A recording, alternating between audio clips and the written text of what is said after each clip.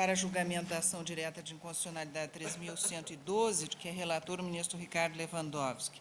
Com a palavra, Sua Excelência, o relator, para o seu voto. Senhor presidente, eu fiz distribuir aos eminentes pares um quadro comparativo entre o projeto de lei 1073, a lei anterior revogada 9.437 e a lei 10.826, que é objeto exatamente das presentes ADIs. Antes de iniciar o meu voto, peço vênia para cumprimentar os ilustres advogados que assomaram à tribuna, o eminente advogado-geral da União, e passo, então, a proferir o meu voto. Cumprimento também o eminente Procurador-Geral da República.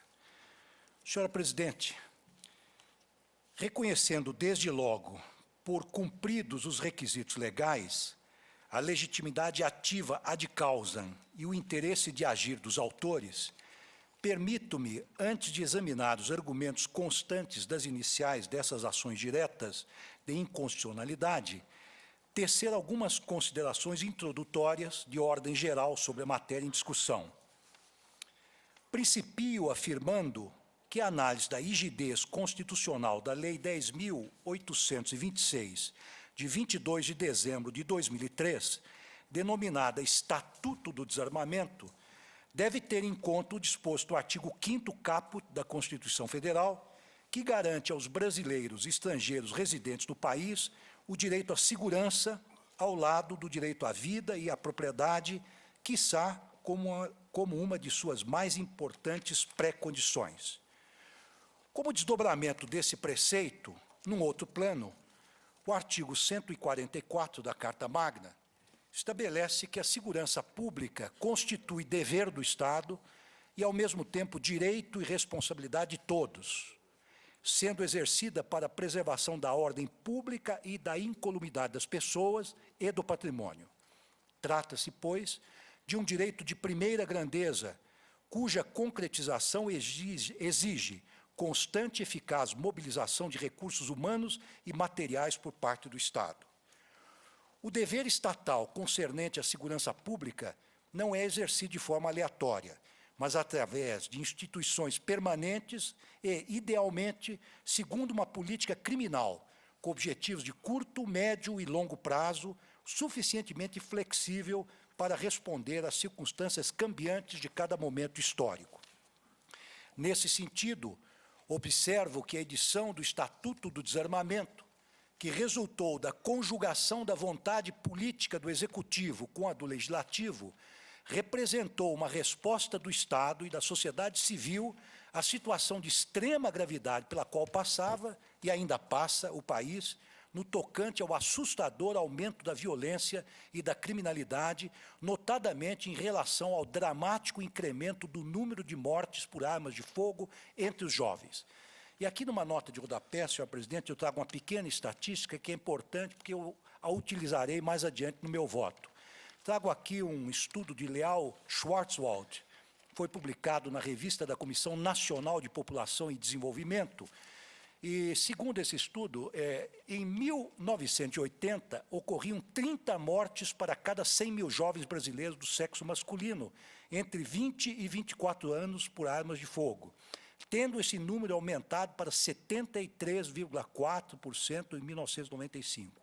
Registrou-se, portanto, no período, um incremento de mais de 100% na taxa de mortalidade. O mesmo fenômeno deu-se entre as jovens brasileiras de 20 a 24 anos.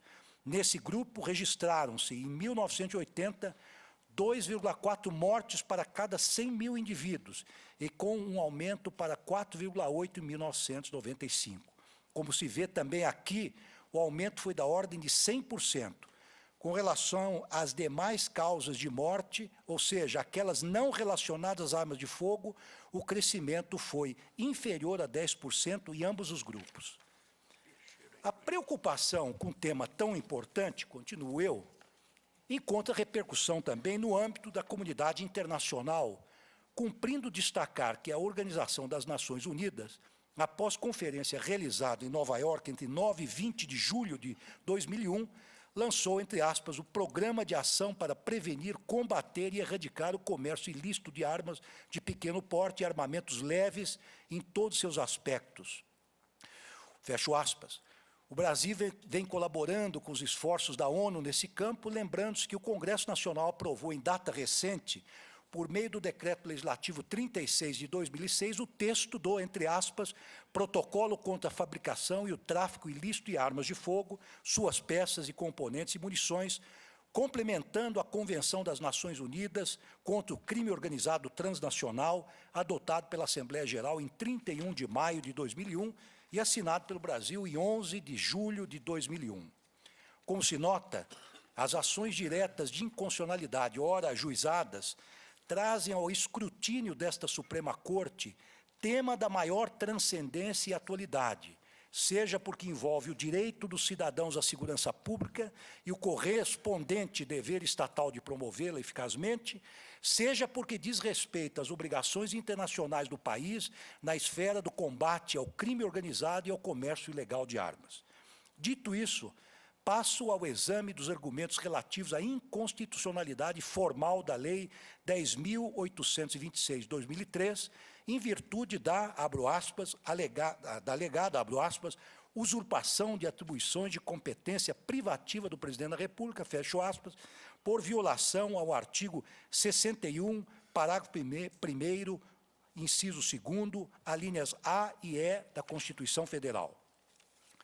Antes, porém, cumpre recordar que o diploma legal em questão resultou, como já foi dito aqui, pelo eminente Procurador-Geral da República e outros que assomaram à tribuna, resultou de um complexo processo legislativo.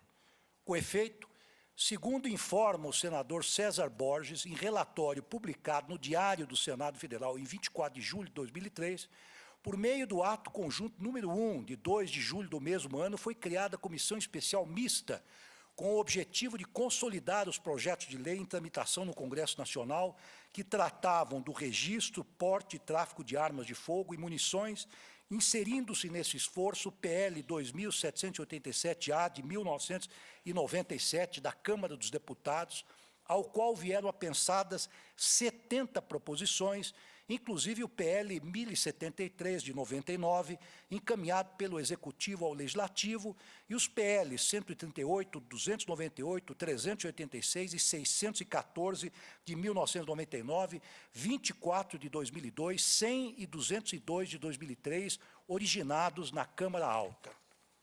Convém lembrar também, previamente ao exame do alegado vício formal, que esta Suprema Corte, no julgamento da ADI 1050, medida cautelar de Roraima, relator, o eminente ministro Celso de Mello, considerou válidas as emendas parlamentares apostas a projeto de lei de iniciativa exclusiva do Executivo que, abro aspas, a. Não importa em aumento de despesa prevista no projeto de lei, b. Guardem afinidade lógica, relação de pertinência, com a proposição original, e c. Tratando-se de projetos originários, Constituição Federal, artigo 165, incisos 1, 2 e 3, observem as restrições fixadas no artigo 166, parágrafos 3º e 4º da Carta Política. Fecho aspas. Registro, ademais, por oportuno, que a Lei 10.826 foi aprovada depois da entrada em vigor da Emenda Constitucional 32 de 2001, que suprimiu da iniciativa exclusiva do Presidente da República a estruturação e o estabelecimento de atribuições dos ministérios e de órgãos da administração pública. Nota de rodapé, eu encaminho a leitura da ADI 2737 do Espírito Santo, sendo relator o eminente Moreira Alves. Tendo, pois, em consideração tais parâmetros, verifico que os dispositivos do texto legal impugnado não violam o artigo 61, parágrafo 1º, 2, A e E da Carta Magna, porquanto não versam sobre a criação de órgãos, cargos, funções ou empregos públicos, nem sobre a sua extinção, como também não desbordam do poder de apresentar ou emendar projetos de lei que o texto constitucional atribui aos congressistas, o qual foi qualificado na mencionada ADI 1050, relatada pelo eminente ministro Celso de Mello, abro aspas, de prerrogativa de ordem político-jurídica inerente ao exercício da atividade parlamentar, fecho aspas. O efeito, a maior parte desses preceitos, constitui mera reprodução de normas constantes da Lei 9.437/97, de iniciativa do Executivo, revogada pela Lei 10.826 de 2003, ou são consentâneos com o que nela se dispunha. Depois eu retornarei para identificar cada uma dessas hipóteses às quais eu me referirei em seguida. Quando tal não ocorre, consubstanciam preceitos que guardam afinidade lógica, isto é, mantém relação de pertinência com a Lei 9.437 ou com o PL 1073, de 99, ambos encaminhados ao Congresso Nacional pela Presidência da República, no mais das vezes, simplesmente explicitando prazos, procedimentos administrativos ou exigências burocráticas. Já outros foram introduzidos no texto por diplomas legais originados fora do âmbito congressual, a saber, as leis 10.867 de 2004, 10.888 de 2004, 11.118 de 2005 e 11.191 de 2005. Os que não se encaixam nessas hipóteses são prescrições normativas que, por seu próprio conteúdo, em nada interferem com a iniciativa do Presidente da República previsto no artigo 61, parágrafo 1º, inciso 2, alíneas A e E da Constituição Federal. Em nota de rodapé, eu identifico, então, estas 4 hipóteses. A primeira delas é a hipótese de mera reprodução de normas constantes da Lei 9.437/97, de iniciativa do Executivo, ou as que são consentâneas com o que nela se dispunha. E os eminentes pares têm, então, o quadro comparativo para poderem, então, acompanhar o raciocínio, se for o caso.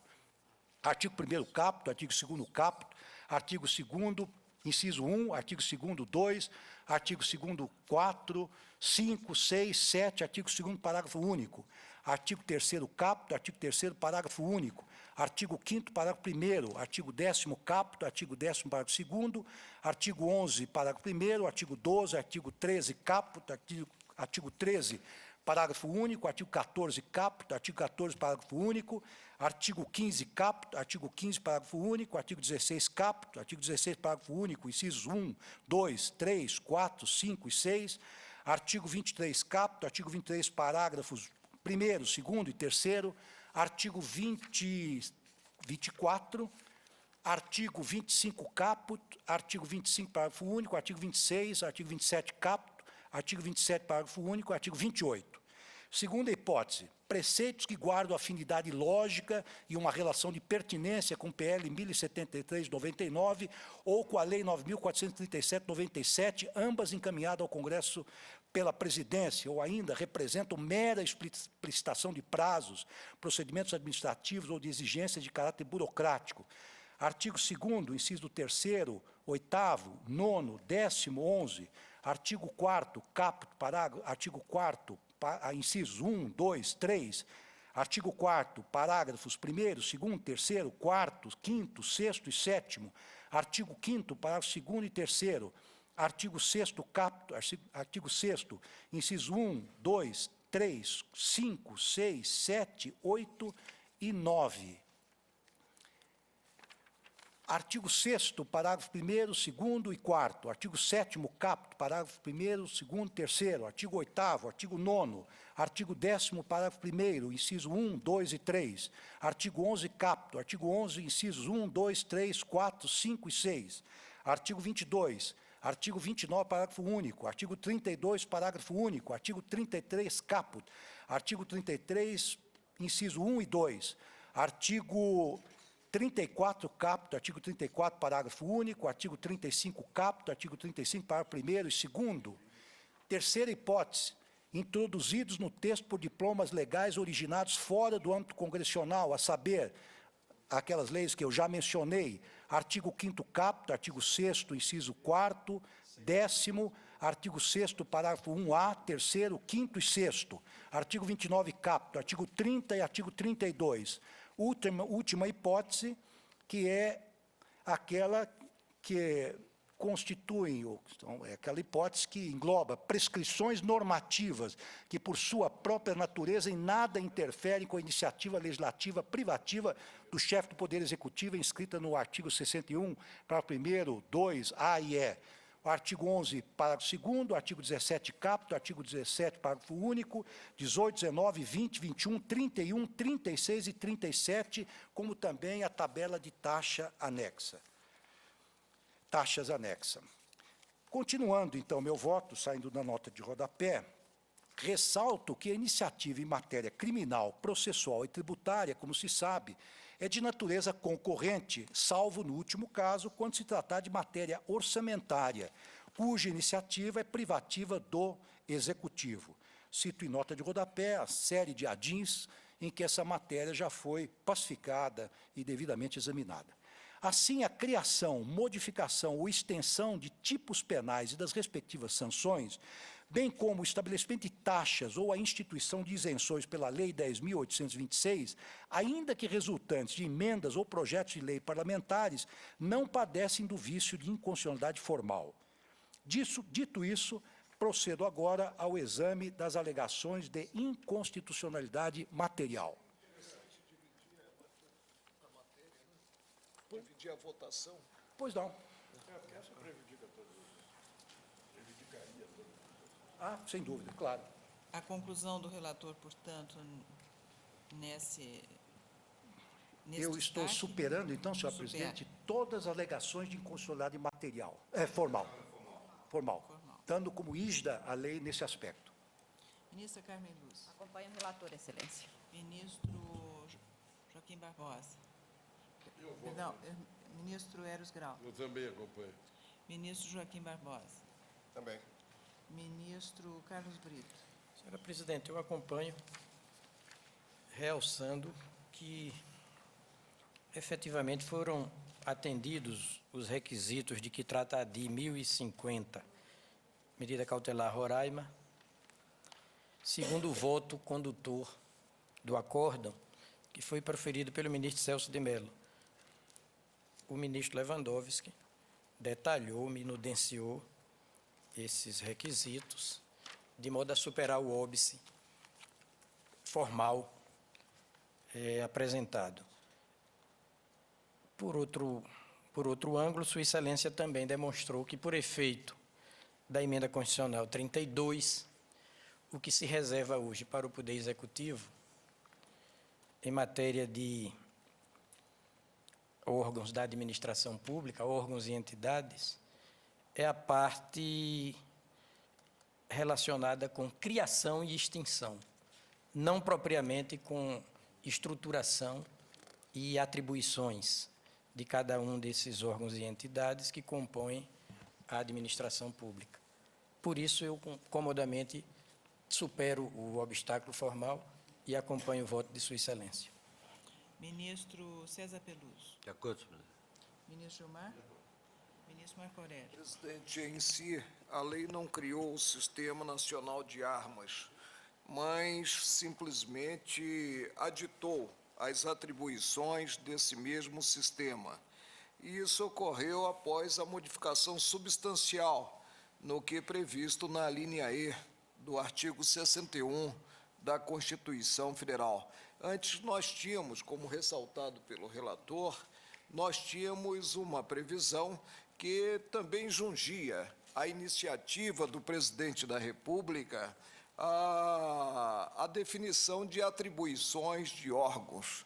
A emenda número 32 afastou do cenário constitucional essa previsão. Acompanho o ministro relator no voto proferido. Ministro Sepúlveda Pertença. Senhor presidente, creio que a alteração, a supressão pelo artigo 32, pela emenda constitucional 32, dos projetos relativos a atribuições da administração pública federal, do rol da iniciativa reservada ao chefe do Poder Executivo, resolve por si a questão.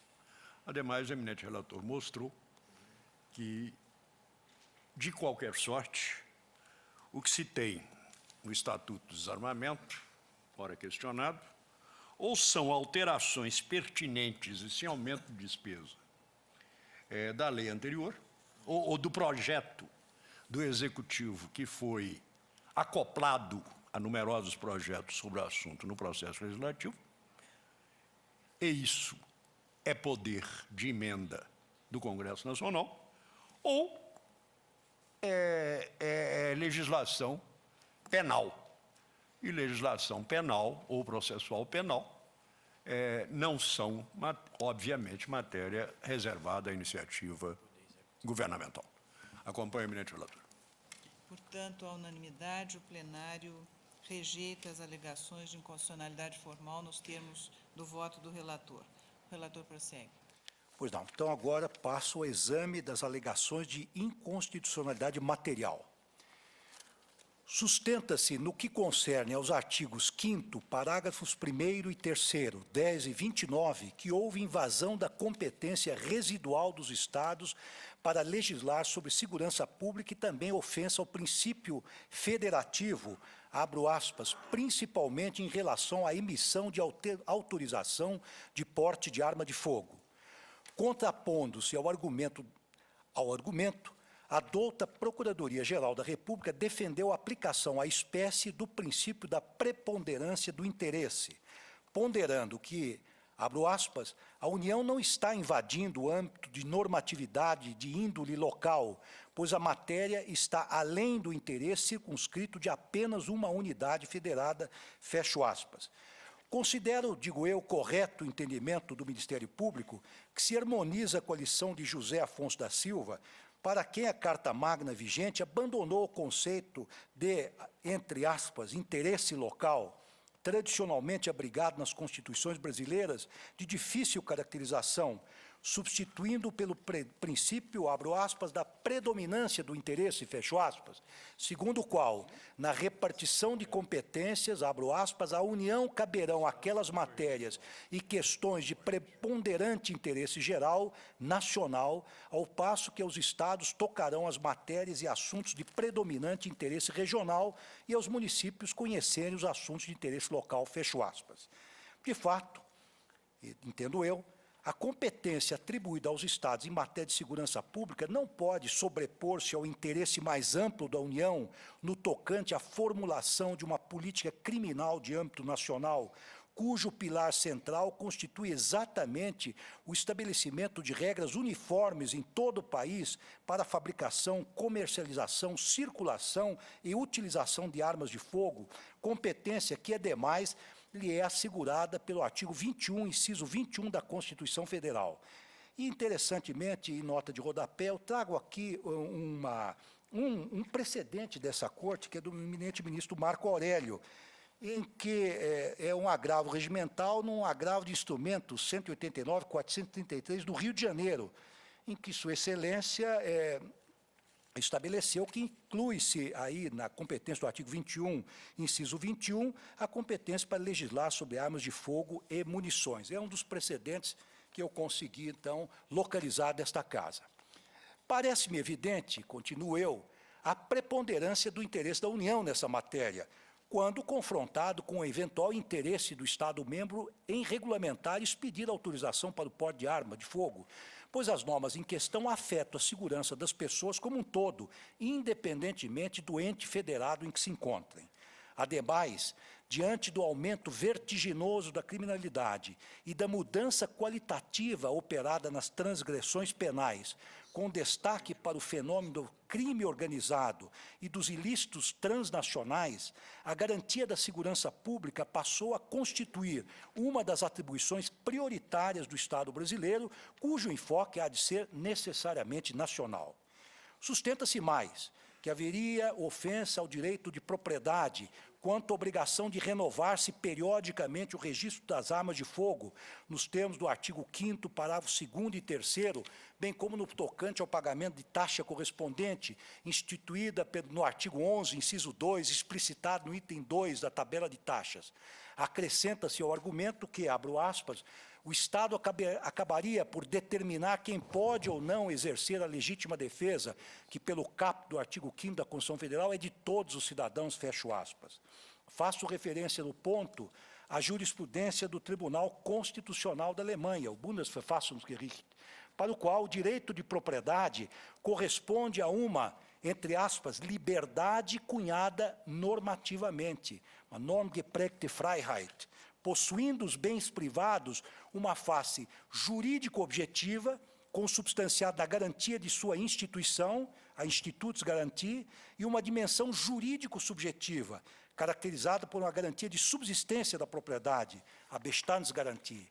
Mas é justamente porque se reconhece ao poder público, tal como se dá em nosso ordenamento jurídico, a possibilidade de intervir na esfera dominial privada, que aquela corte entende que a garantia de subsistência da propriedade, a Bestandsgarantie, em determinadas circunstâncias, pode transformar-se em garantia do valor da propriedade, a Eigentumswertgarantie.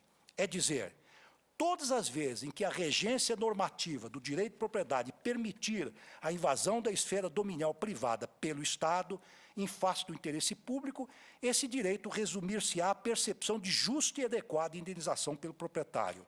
Como esse direito encontra-se expressamente previsto no artigo 31 do Estatuto do Desarmamento, não há que se cogitar de violação ao artigo 5º, inciso 22 da Constituição Federal. O mesmo raciocínio aplica-se mutatis mutandis às alegações de ofensa ao ato jurídico perfeito e ao direito adquirido. Alega-se ainda que são inconstitucionais, no aspecto substantivo, os parágrafos únicos dos artigos 14 e 15, que proíbe o estabelecimento de fiança para os crimes de porte ilegal de arma de fogo de uso permitido e disparo de arma de fogo. Quanto a esses delitos, acolho o entendimento esposado pelo Ministério Público, segundo o qual se trata de uma vedação desarrazoada. Abro aspas, para citar aqui um trecho do parecer da PGR, porquanto não podem estes ser equiparados a terrorismo, prática de tortura, tráfico ilícito de entorpecentes ou crimes hediondos. Artigo 5º, inciso 43 da Constituição Federal, fecho aspas.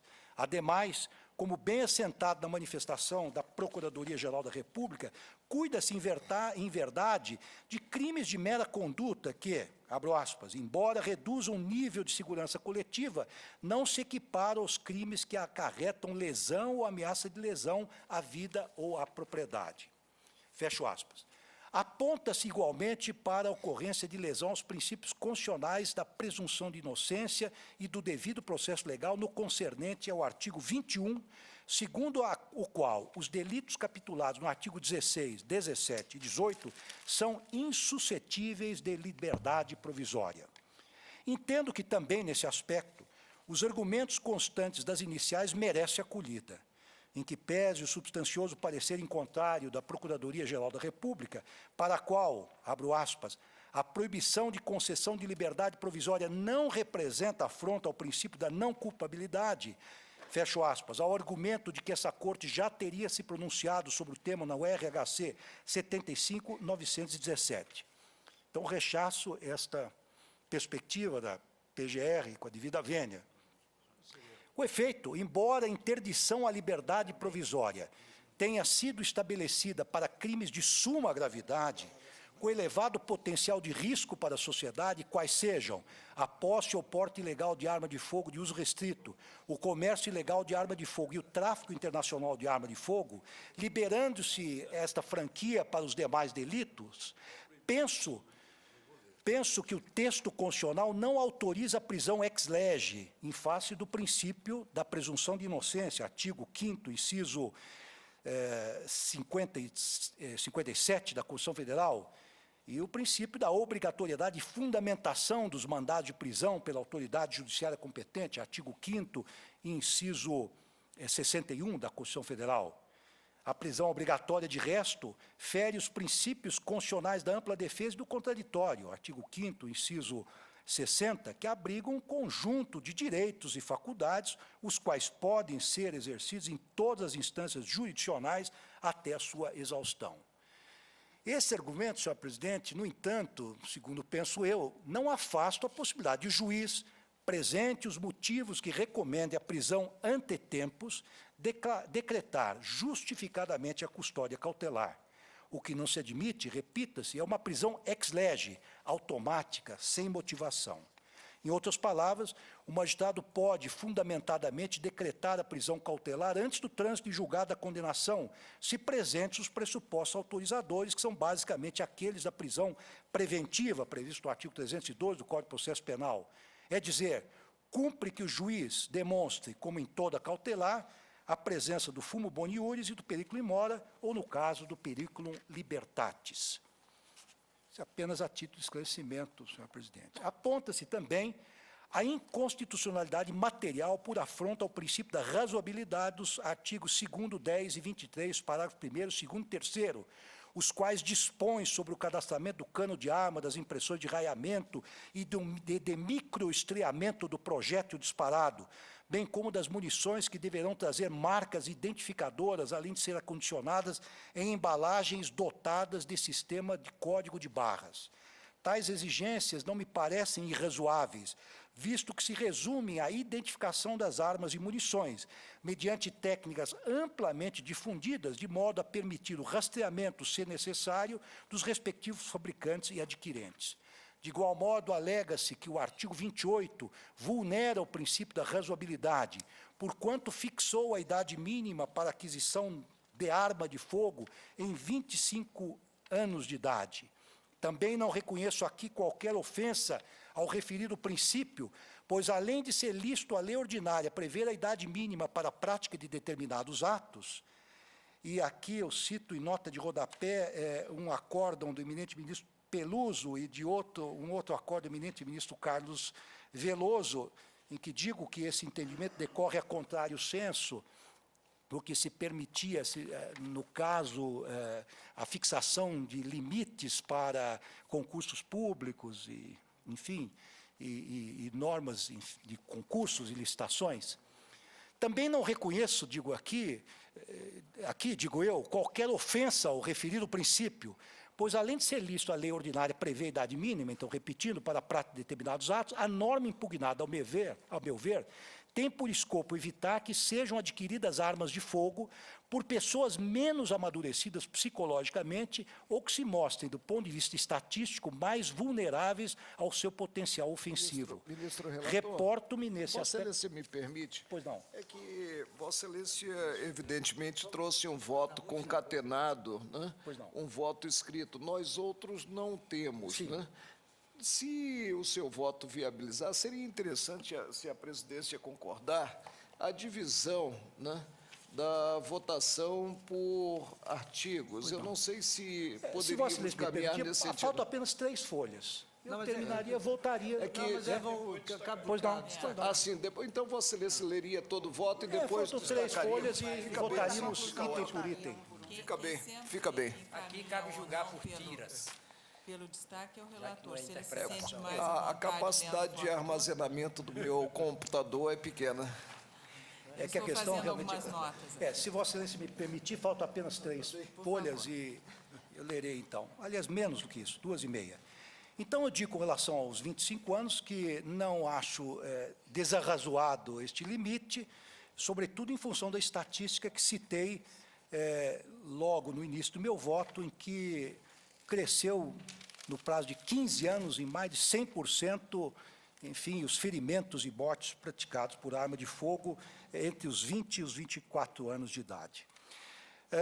Bem, no tocante ao artigo 35, sustentou-se não apenas a inconstitucionalidade material do dispositivo, como também a formal.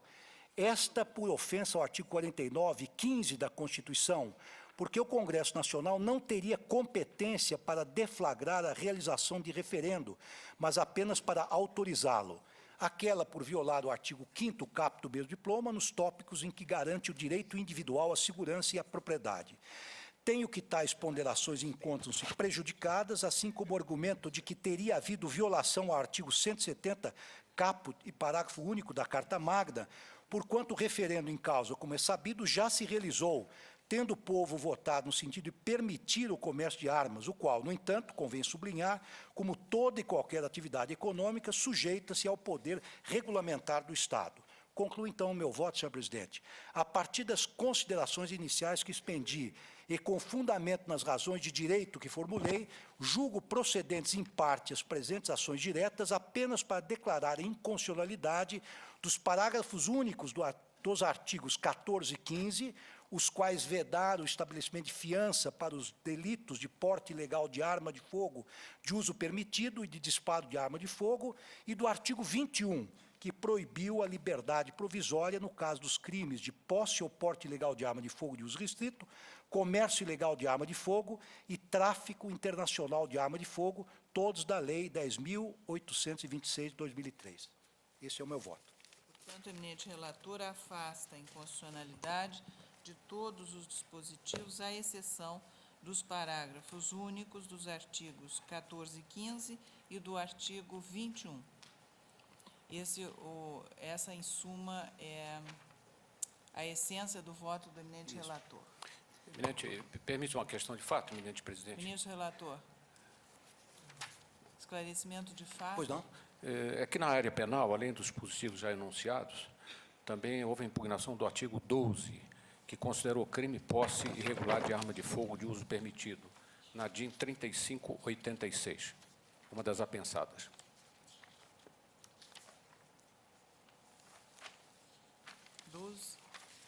Bem, considerou pode. Senhor presidente, eu creio que realmente nesse aspecto, se de fato procede, eu não tenho, são 10 ADIs, pode ser que realmente, ou mais, pode ser que esse ponto tenha passado. Vossa Excelência, então, afirma que nessa ADI se impugnou este dispositivo. Qual seria esse dispositivo? O artigo 12. De posse irregular de arma de fogo de uso permitido. Na 35862, apensada. Bom, aqui, na verdade, é possuir ou manter sob sua guarda acessório ou munição de uso permitido em desacordo com determinação legal ou regulamentar no interior de sua residência ou dependência desta, ou ainda no seu local de trabalho, desde que seja o titular ou responsável legal.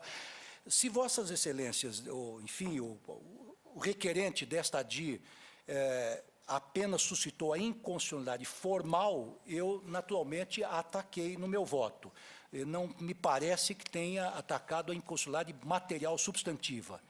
Se o fez, eu, desde já, considero esse artigo 12 constitucional, porque me parece que o Estado pode regulamentar o poder, a posse de arma de fogo, seja ela de uso permitido ou não permitido, submetendo, então, o postulante às exigências que a própria lei estabelece.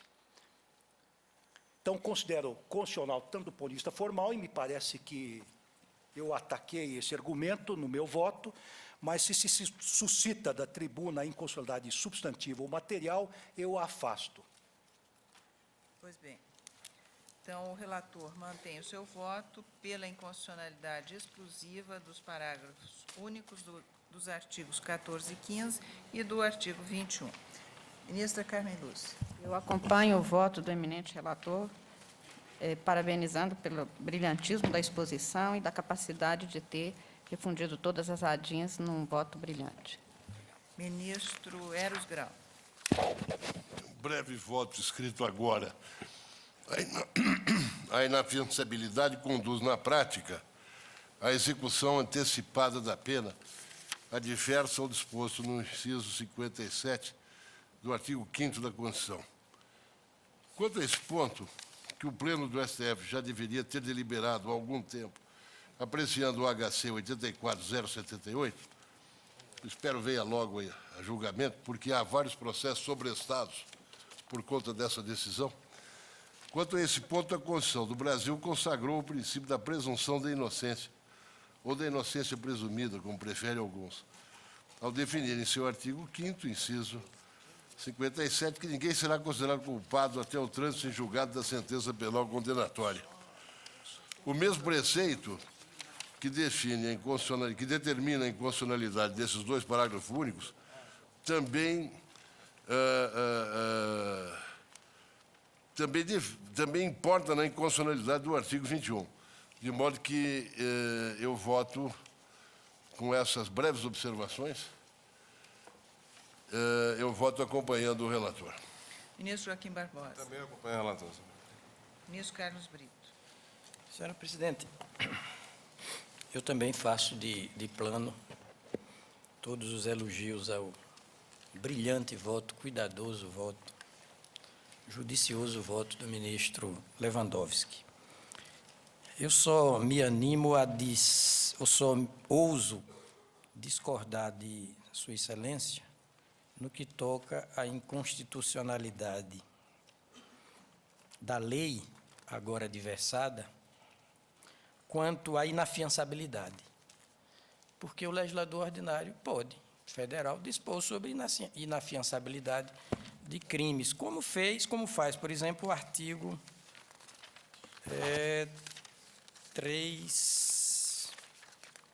2.3 do Código Penal, do Código de Processo Penal. Sabido que são figuras jurídicas distintas a inafiançabilidade e a liberdade provisória. No tocante à proibição de liberdade provisória, eu estou de pleno acordo com o eminente relator. Mas quanto à possibilidade de a lei tornar determinada prática delituosa inafiançável, eu acho que não há inconstitucionalidade. É certo que a Lei Maior da República tornou inafiançáveis certos crimes, mas o fez por opção política, pontual, não é, tópica. Aqui é uma balbúrdia conceitual nessa questão da inafiançabilidade, que a grande repercussão é realmente a do artigo... Uma das hipóteses... É do artigo... Uma das hipóteses, quer dizer, a liberdade sob fiança é liberdade provisória. Sim, sim.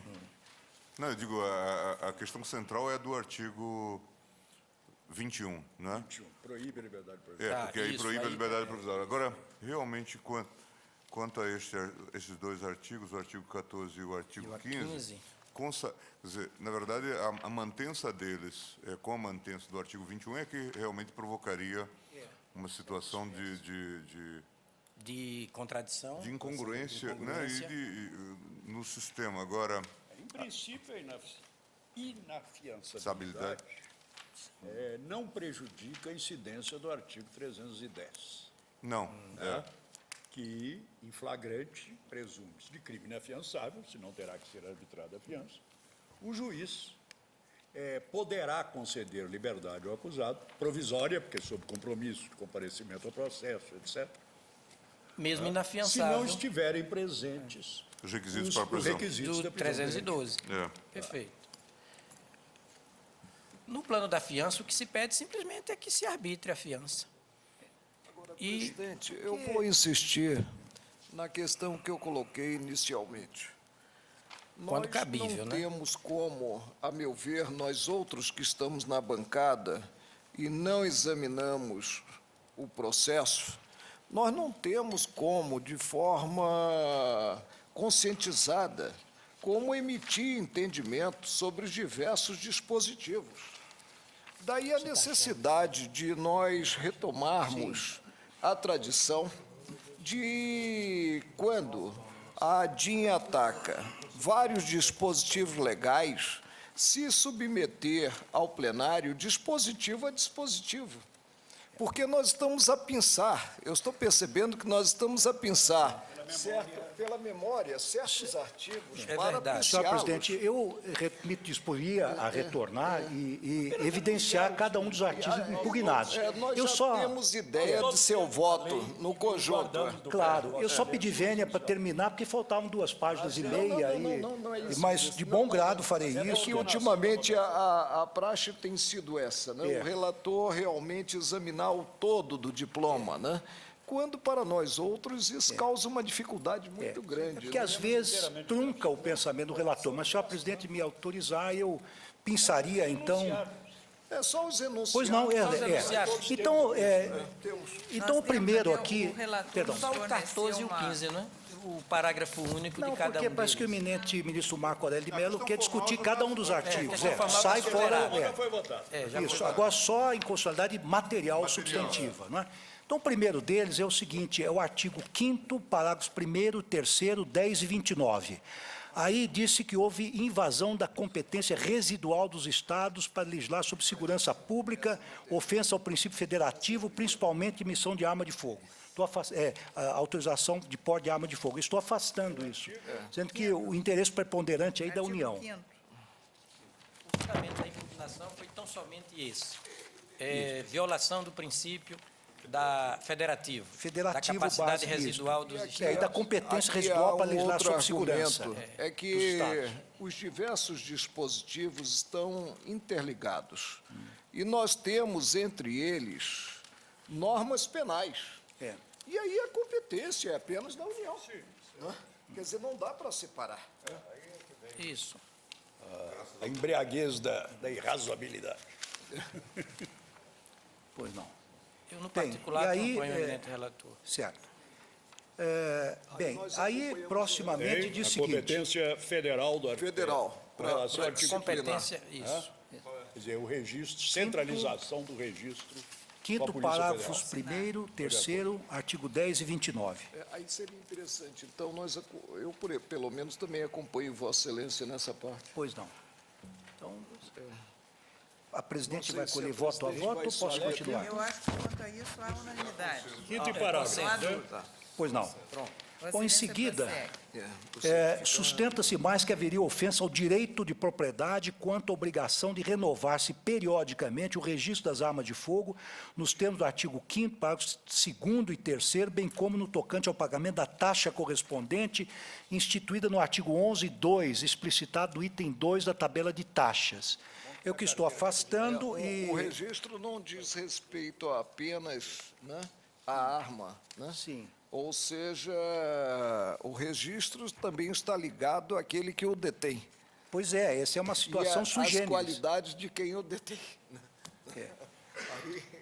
Então, quanto a isso, também o relator afasta. Há Eu divergência? só gostaria, eu não sei, desculpa, quando chegar a vez.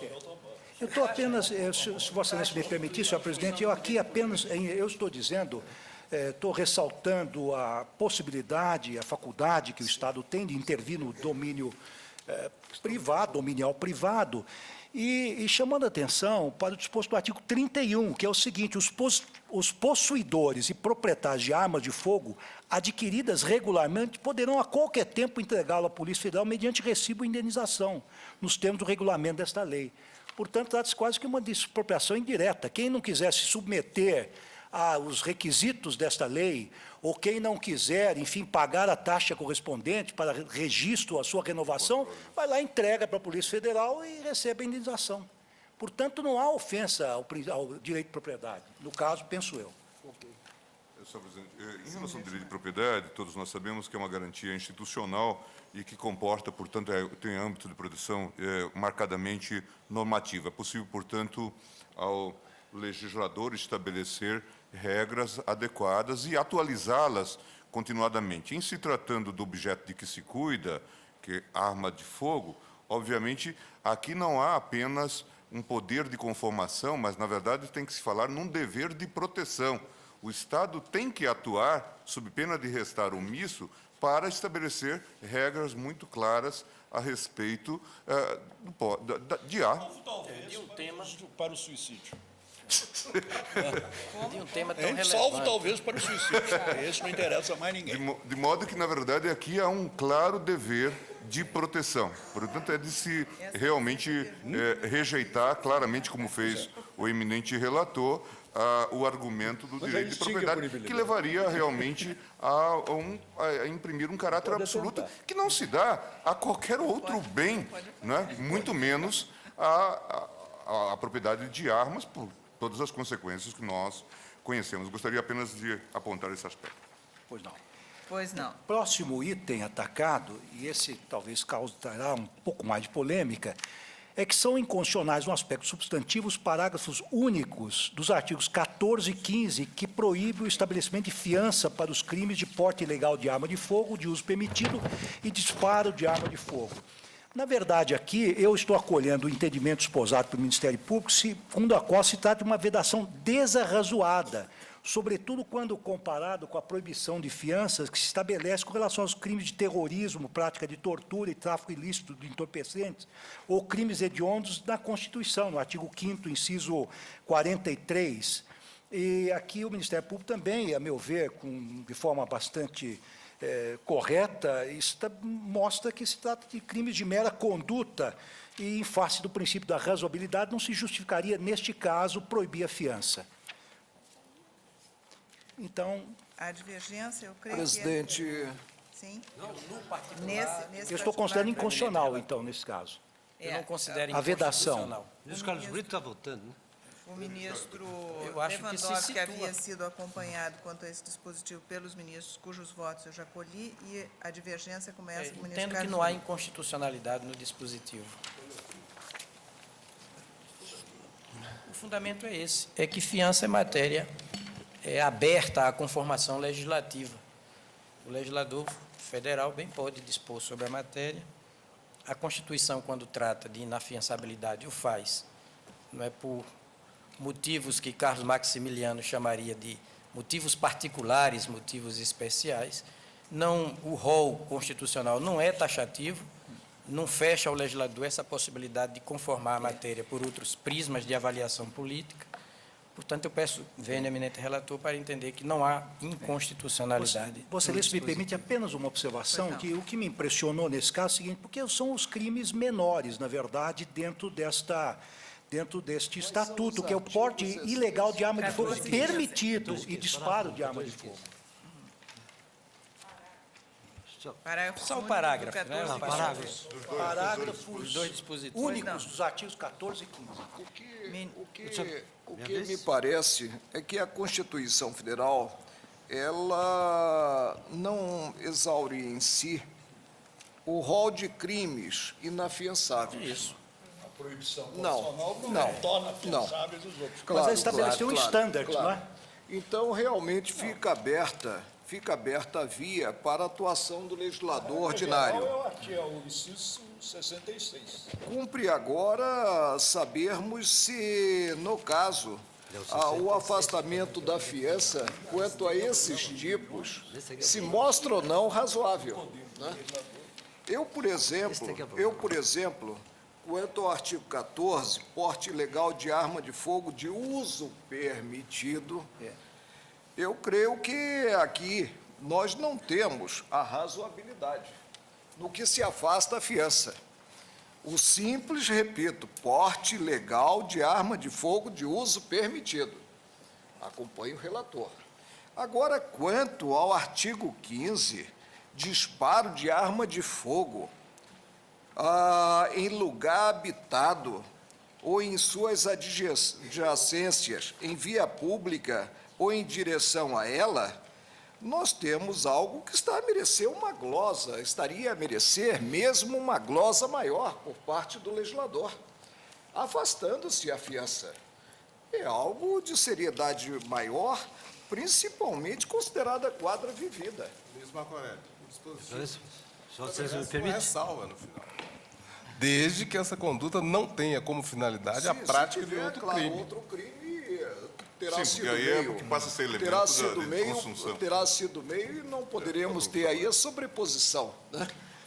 Vamos escolher o voto do ministro César Peluso? Senhor presidente, eu vou pedir vênia e eu vou acompanhar o relator pelos seguintes motivos. Eu acho que para resolver, inclusive, esses três dispositivos legais, nós temos que, correspondente e coincidentemente, examinar três normas constitucionais extremamente importantes. A primeira delas é o inciso 53 do artigo 15, que é uma garantia contra, a meu ver, mal denominada de presunção de inocência. Na verdade, não se trata de presunção no sentido técnico, nem no sentido atécnico, mas de uma garantia que tem aquele que se encontra na condição de réu no curso de um processo que ainda não chegou ao seu termo definitivo, de não sofrer por parte do Estado nenhuma sanção ou nenhuma medida que tenha o caráter sancionatório e que, portanto, implique em restrição de qualquer direito de qualquer espécie. Essa é a primeira garantia. Segundo, o que me parece é que a Constituição estabeleceu os casos em que ela considerou insusceptíveis de fiança e de graça ou de anistia, dada ao seu juízo de valor a respeito da gravidade dos delitos que ela prevê.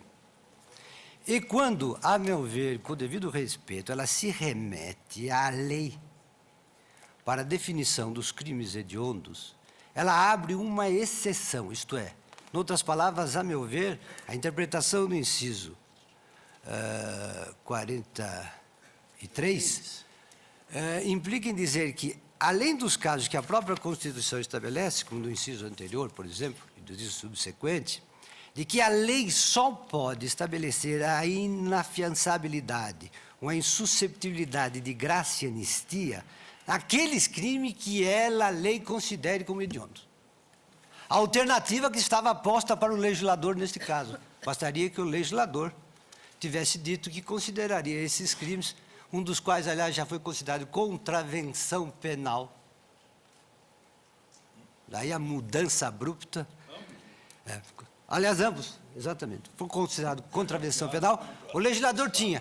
Se o legislador tivesse optado por qualificar tais delitos como hediondo, eu até questionaria da sua razoabilidade. Eu prescindo de fazer isso porque a lei não considerou hediondo. Mas, mais do que isso, eu acho que temos que conjugar esses dois dispositivos com o inciso 56. No 66. Porque no 66, a Constituição elevou, sublimou a condição de direito fundamental o direito à liberdade provisória. E ela não quis confundir. Ela estabeleceu o direito à liberdade fundamental, direito à liberdade provisória como um direito fundamental com ou sem fiança. Daí resulta que uma pena, ou melhor, perdão, a prisão só pode ser imposta no curso do processo a título cautelar. De modo que, se reúnem as condições de prisão cautelar, o flagrante se mantém. Se não se reúnem as condições de prisão cautelar, o flagrante não se mantém independentemente de a lei considerar afiançável ou inafiançável. Então, proíbe a liberdade mediante fiança. Essa independe do juízo do magistrado sobre a existência ou não de motivos cautelares. Pois é, nisso nós cairíamos também já no exame do artigo 21, onde o que nós temos? A volta da prisão preventiva obrigatória, que a mim me parece absolutamente incompatível com a ordem constitucional vigente. Isto é, está preso porque a lei quer que prenda antes do trânsito em julgado da sentença penal condenatória. A lei não pode fazê-lo. Só pode fazê-lo diante dessas normas constitucionais se essa prisão tem título cautelar, isto é, se ela corresponde a uma das hipóteses do 312, tendentes a assegurar a efetividade de uma pena futura e eventual. Não é o caso. Por isso que desde logo eu acompanho o relator para considerar inconstitucionais tanto os parágrafos do artigo 14, com o artigo 15, como o do artigo 21. Ministro Peluso, é uma pergunta realmente, em relação à leitura que Vossa Excelência acaba de fazer, em relação ao disposto no artigo 5º, inciso 66. O que Vossa Excelência está a afirmar, se eu não me confundir, é que, na verdade, não é dado ao legislador vedar a liberdade provisória. a liberdade. Salvo no... Sim, mas Vossa Excelência está transpondo isto para a questão da... 14 e 15, nos parágrafos... da fiança. Os artigos 14 e 15. Proíbe a fiança. A fiança em si é uma cautela, quando se julga suficiente a prestação de fiança para cautelar o processo. O que, dados os nossos valores de fiança, se tornou uma ironia. Agora, isto o legislador só o pode fazer com base no 43? A meu ver, não. Ao contrário, o 43 estabelece uma exceção ao disposto no 66, no inciso 66. No inciso 66, cabe, em princípio, à lei Definir. permitir a liberdade provisória com ou sem fiança. Tudo nos termos da lei. Mas por isso O mesmo, 43 se antecipou. como exceção. E isso proibiu mesmo, é de a interpretação própria restritiva. Constituição, mas, a meu ver, não tornou obrigatoriamente afiançáveis os demais delitos. Não, eu Quer até dizer, fico muito não feliz. revogou o artigo 323 do Código de Processo Eu Penal, até fico muito que feliz. diz que o delito apenado com pena mínima superior a 2 anos não É admite inafiançável. fiança. Isso não está em jogo aqui, mas vou discutir quando ele estiver em jogo aqui.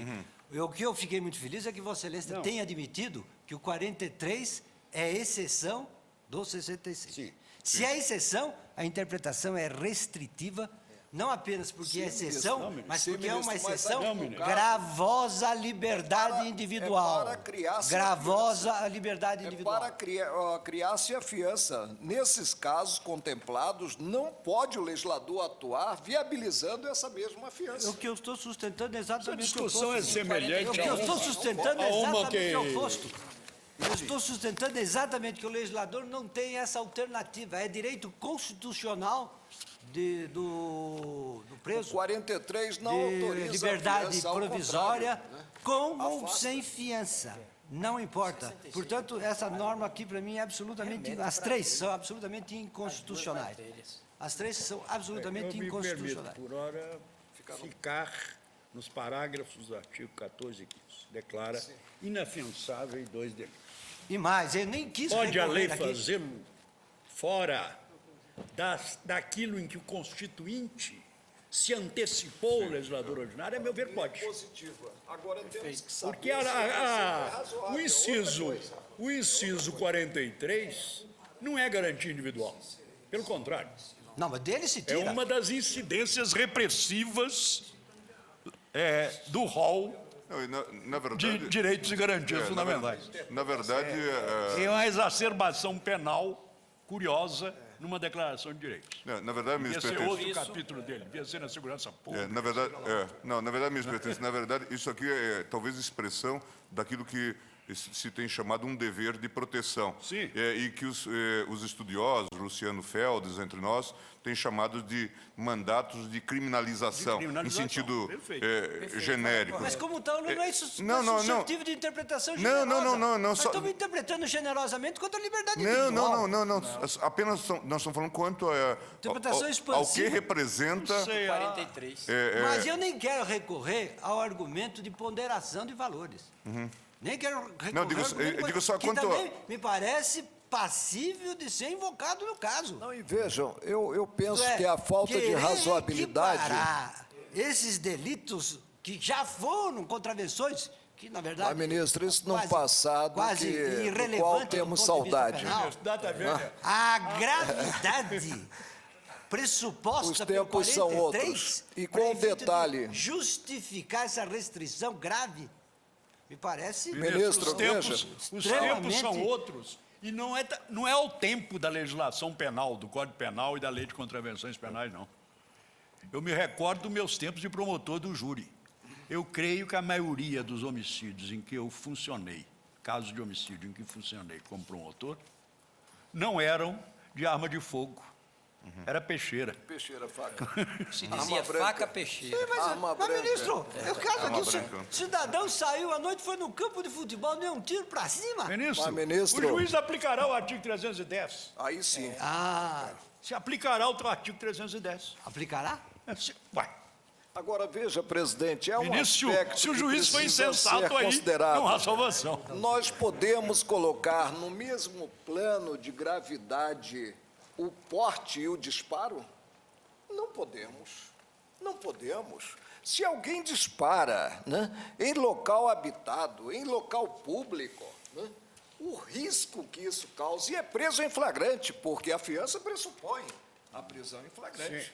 Sim, mas então, preso em E é flagrante. preso em flagrante. Se for o Agora, caso, se for o caso. vamos admitir que, mediante o levando pagamento a de um inafiançabilidade valor, além da né, marca. se flexibilize a persecução criminal? Não, essa discussão vai ser exercida, Ministro Pertence, quando Vossa disso. Excelência fala do 43, no âmbito não de direitos e garantias, mas de contenção, de restrição... São mandatos de criminalização É, como dever de disse o proteção. ministro jovem jurista gaúcho. Mas Eu lembro que só o nome... indiretamente se diria, enfim, protege a comunidade. Mas não é muito adequado num rol de garantias individuais. Mas por isso, para se prevenir contra Deveria esse ter outro tipo de locus na crítica, Constituição. para se prevenir contra esse tipo de crítica, a Constituição nominou o capítulo 1º da seguinte forma: dos direitos e deveres individuais e coletivos. Dever de não praticar crime hediondo. Não só direitos. Dever. Não, é a Os direitos... dimensão... Ministro, a minha observação Mas- é puramente Conceitual, teórico. conceitual, eu diria quase de estilo. Não temos um capítulo sobre segurança pública na Constituição? Não seria mais adequado aí os tais mandados de criminalização? Seria. Hã? Então, mas eu acho que o Constituinte, Agora, quando presidente, quis seria interessante remeter nós à lei dividirmos mais ainda a ordinária, matéria, votarmos a lei o 14, ordinária, depois votarmos o poder votarmos o 15. de tornar Eu os faço a delitos sugestão. inafiançáveis e suscetíveis de graça, ele o fez, ele abriu a cláusula. Nos crimes que a lei considera hediondos. Não é mais qualquer crime. Estabeleceu estándares, não é? Exatamente. Ela abriu, ela diz, a lei está autorizada a negar a fiança, graça e anistia, além desses crimes que eu considero gravíssimos, mais aqueles que ela considere gravíssimos a título de hediondo. Não, a título Mas de não a hediondo- qualquer outra. Não. Não a qualquer outra. O legislador já não tem, a meu ver, com o devido respeito, a liberdade de conceder ou não fiança. Acho que a norma aí você constitucional está já não revogado o permitiu. Código de Processo Penal. Ah, esse é outro assunto. Não, ministro, Exatamente. não, tolerador, Oh, não tem. fico muito feliz da gente Pela- voltar pela a reexaminar teoria, esse pela código, doutrina esse dominante código do inspirado pelo Já não código, se trata nem de pelo código inconstitucionalidade, italiano, trata-se de revogação. pelo código italiano Vamos fascista. Eu revogar fico artigo muito feliz de 323 do Código de reexaminar Processo aquelas Penal. normas lá. Fico muito feliz de reexaminar aquelas normas. Eu vou colher E o ainda voto. não tivemos Vossa oportunidade de Excelência acho que está fazer. levando a extremos de gravidade a vedação da fiança. Mas é a Significa Constituição, apenas que não se aceitará, neste caso, a cautela Ato meramente financeira. próprio do envolvido Para o processo. a ponto de livrar-se Meramente da prisão em Vossa- flagrante. Vossa que se Excelência deixa não mesmo, afasta. Vossa Excelência mesmo disse que o princípio, que a regra geral Não afasta. é do 65. A liberdade provisória sem a fiança, E o 43 que é é exceção. regulada no artigo É 310 do Código de exceção. Processo. Portanto, se a Constituição abriu a exceção só para esses casos, é porque o legislador ordinário não está autorizado a fazê-lo. Bem, Se tivesse, Nós bastaria. afastamos é um ato próprio do agente Negou a autorização concedida no a ponto de 66. livrar-se A Constituição da prisão em negou flagrante. nas hipóteses Agora, do o juiz 43. poderá apreciar a liberdade Pode. Ali provisória. sim. A simples No inafiançabilidade 43, a matéria não foi afasta subtraída o da artigo competência do 310. legislador. Não, isso é outra coisa. Sim, sem dúvida nenhuma, estamos todos de acordo. No inciso Senhores 43, Que é a liberdade 310, provisória Gilmar. sem fiança.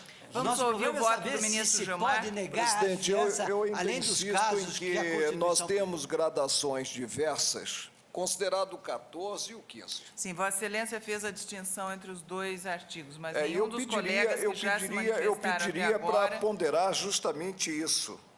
Não podemos colocar na mesma vala um simples porte e o disparo em local habitado, em local público. mas é mais do que o porte, né? Há outros Sim, núcleos sim, semânticos quanto ao porte, no eu artigo acompanho o relator. Sim, eu já anotei a posição de Vossa Acompanho. Agora, Excelência. quanto ao disparo em local público, mantenho. O crime é inafiançável, a razoabilidade nessa previsão e Pois que se afaste o ato do agente a ponto de livrar-se da prisão em flagrante, viabilizada sempre a atuação judicante, a liberdade provisória determinada pelo juízo. Vamos ouvir o ministro Gilmar Mendes. Presidente, só para resumir meu voto, Pois eu não. considero inconstitucional os 3 dispositivos, pelas razões que eu já adiantei com o devido Está respeito. certo. Nós estamos examinando, nesse momento, 14 e 15, os parágrafos do 14 e 15. Ministro Gilmar Mendes. Senhor presidente, eu, na verdade, Gostaria de Pois não. reafirmar o meu voto, acompanhando o relator, única e exclusivamente à luz do fundamento externado por Sua Excelência. Ou seja, eu não desço aos limites estabelecidos pelo ministro O eminente relator entende que é inconstitucional porque... Por ser desproporcional. Desproporcional comparado com o 43, que, no meu modo de entender, estabeleceu alguns standards. É somado os meus argumentos. Ou Sim, melhor, sim, ao sim. melhor, ele Faz tem uma análise precedência. do significado da Ele tem restrição. precedência, são os meus fundamentos que Eu não se chego a somam de ponto sua de excedência. revogar o Senhor Código de presidente, Processo Penal. eu trouxe, na verdade, longas considerações, que não vou lê-las, não precisa ficar preocupado, em relação a esta questão dos mandatos de criminalização, que, na verdade, esse tema talvez seja um dos temas mais difíceis da dogmática dos direitos fundamentais. Saber se um fato deve ou não ser crime. Na verdade, como uma corte, a proposta que o ministro Marco Aurélio está a fazer, de certa maneira, quando faz a distinção entre uma e outra situação, né? Mas a pergunta básica pode ser esta: qual é o grau de liberdade do legislador para, eventualmente, tratar como crime aquilo que foi contravenção ou aquilo que, aparentemente, era até então um ato inocente? É uma das indagações mais tormentosas em termos de jurisdição constitucional e também em termos de dogmática dos direitos fundamentais. Por quê? Porque a nossa intervenção aqui entra naquele espaço que até então era considerado um espaço de conformação não livre, mas mais ou menos livre do legislador. Saber se uma dada distorção deve ser coibida por um tratamento repressivo como uma infração administrativa, ou, eventualmente, com uma pena de multa, ou pena de detenção, ou reclusão, e aí já entramos nas discussões todas, né, com as repercussões processuais que aqui se desenham no nosso sistema, problema da fiança ou da não possibilidade de fiança. Aliás, só para completar o que você está dizendo, o 14 é a pura penalização de administração. O 14 é é uma infração administrativa que é levada à categoria penal. Sim, a questão do mero porte. Bem, então O 14 é muito heterogêneo. Sim, mas tinha lá no Porque meio aqui dele, está a abertura da repressão penal do comércio. Não está, ou isso é... Não, o comércio está mais para frente. Não. O comércio é mais pesado. É mesmo, me retifico. reportagem Não, é o 17. O comércio é mais Artigo 17. Bem, então, em relação a essa questão, eu acredito que em outro momento, de certa forma, esse tema já foi colocado, está sendo colocado no tribunal, na discussão que foi suscitada na primeira turma sobre o porte de arma e o porte municiado de arma. De certa forma, o que se está a discutir é um pouco isto, é saber qual é o limite da liberdade de conformação do legislador no que concerne à eventual criminalização de condutas, né? Se o tribunal... Ali foi de tipicidade. Mas...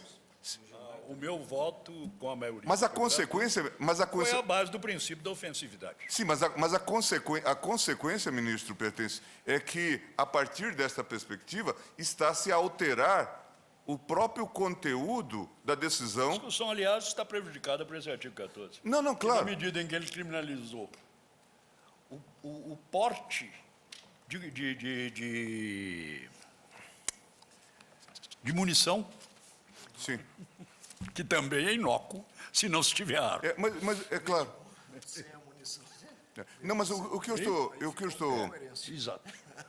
Mas o que eu estou querendo colocar é que aquela interpretação que a primeira turma propôs, e que certamente vai ser apreciada pelo plenário, na verdade, traduz, numa outra perspectiva, uma discussão sobre o ethos do dispositivo, a razão de ser daquele dispositivo, né? E nós vamos estar, gostemos ou não, a interferir na decisão legislativa quanto à conformação adequada do tipo, não é? E aqui, então, nós temos a questão posta. Eu tinha anotado, em relação a esse dispositivo, mencionei o artigo 5º, inciso 66, e ressaltei, então, que a liberdade provisória é de caráter de uma medida cautelar prevista no texto constitucional, cuja conformação substancial é deferida ao legislador. Tal como decorre da sistemática constitucional, esse poder conformador há de ser exercido tendo em vista os princípios constitucionais que balizam os direitos fundamentais e o próprio direito de liberdade. E aí anotava, então, que antes mesmo do advento da Constituição, a lei conhecidíssima, a Lei 6.416, de 77, já havia consagrado que o juiz poderia conceder ao réu, e a partir daí nós temos uma certa confusão conceitual, liberdade provisória mediante termo de comparecimento a todos os atos do processo, sempre que se verificasse pelo auto de prisão em flagrante a inocorrência de qualquer das hipóteses que autorizam a prisão. É aparentemente até contraditório, porque o que se tem no Código de Processo é a liberdade provisória sem fiança. Sem fiança. Sim. No regime anterior, à Lei 6.416, portanto, só eram passíveis de liberdade provisória os crimes afiançáveis. Havia, portanto, essa coincidência. Nos crimes inafiançáveis, o réu haveria de permanecer preso até o julgamento da causa. Era essa a premissa do modelo. Essa acabou. Não é? A referida lei encerra esse ciclo, admitindo a liberdade provisória sempre que não presentes razões que justifiquem a decretação da prisão preventiva. Por isso, Eugênio Pacelli observa com muita cuidade que a Constituição de 1988 chegou desatualizada em tema de liberdade provisória, ao ressuscitar a antiga expressão inafiançabilidade. Essa é uma observação do Eugênio sobre esta questão. E ele aponta a contradição, dizendo a contradição se acentua porque o regime de liberdade provisória, com fiança, acaba por ser mais oneroso do que o da liberdade provisória sem fiança, tendo em vista os deveres que se impõem nesse contexto. Tem-se, no primeiro caso, as hipóteses do artigo 310, parágrafo único do Código de Processo Penal, que prevê que o juiz poderá deferir a liberdade provisória sem fiança nos casos de legítima defesa, estado de necessidade, história da liberdade provisória vinculada, não é? A liberdade provisória com fiança e a liberdade provisória sem fiança. Nos casos em que não houver previsão de pena privativa de liberdade cumulativa ou alternativamente, ou quando o máximo da pena privativa de liberdade não exceder a 3 meses, o réu livrar-se-á solto independentemente de fiança ou de qualquer outra exigência. Não há aqui cogitar de liberdade provisória porque não se impõe qualquer restrição de direito. Por outro lado, tal como observado, a simples inafiançabilidade não impede, em princípio, a concessão da liberdade provisória. Daí admitir-se a concessão de liberdade provisória nos crimes de racismo, torturas definidos no Estatuto do Desarmamento, nos termos do artigo 310, parágrafo único do Código de Processo Penal. Por isso que, com agora os esclarecimentos do debate, eu entendo que não há inconstitucionalidade, e aí, com as vendas do ministro Marco Aurélio, eu adiantaria também em relação ao próprio artigo 15. Não, o ministro Marco Aurélio concorda no artigo 15. Concorda no, Eu concordo no 14, não que, concordo. que há inconstitucionalidade no 14. Não, em relação Aliás, 2 tipos de gradações diversas apenados da mesma forma. A ocupação do legislador, vamos ser sinceros, é usar essa incriminação como prevenção. Sim. É o assaltante.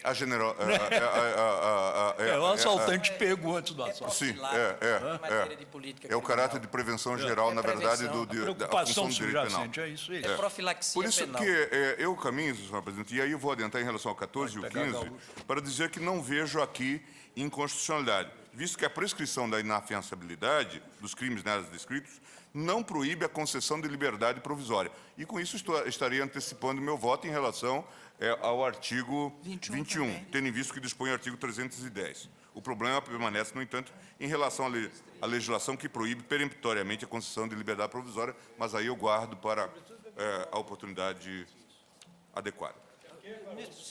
Hein? Até porque é para os crimes mais graves. Mais graves. Mas eu acho que aqui realmente nós estamos num campo de grande delicadeza. Eu estou de acordo com Vossa Excelência. Contra as minhas tradições liberais. Agora, a lei em seu conjunto vai ficar muito engraçada. Porque os tipos menos graves inafiançáveis, embora comportando a liberdade provisória. E os outros não serão sequer inafiançáveis. É. Exatamente. Não, e 16, mais, 17, e além 18. de tudo, há uma restrição. Não, são inafiançáveis, sim. Não, está no 21. Porque aí o ministro, mas são inafiançáveis ministro Gilmar pelo também está processo. afastando o 21, Mas está são considerando. Eu na oportunidade, Está vou considerando. afastar o artigo São 21, inafiançáveis pelo Código de Processo, por conta da elevação da pena, em função da pena mínima. da pena mínima. Pois Ministério, bem. só me permitiria lembrar aos colegas, aos ministros, que a inafiançabilidade de que trata o artigo 14 não é absoluta. Há uma ressalva. Salvo quando a arma de fogo estiver registrada em nome do agente. Ou seja, se a arma de fogo estiver registrada em nome do agente, desaparece a cláusula da inafiançabilidade. Está bem. Ministro Sepúlveda pertence. Presidente, não, Ministro porque eu Marco Aurélio participei, já não, eu havia- participei das discussões apenas para Sim. deixar registrado o voto. Eu aprecio os dois dispositivos em conjunto e levo em consideração, como o próprio legislador faz, o momento vivido, e as normas decorrem de uma opção legislativa.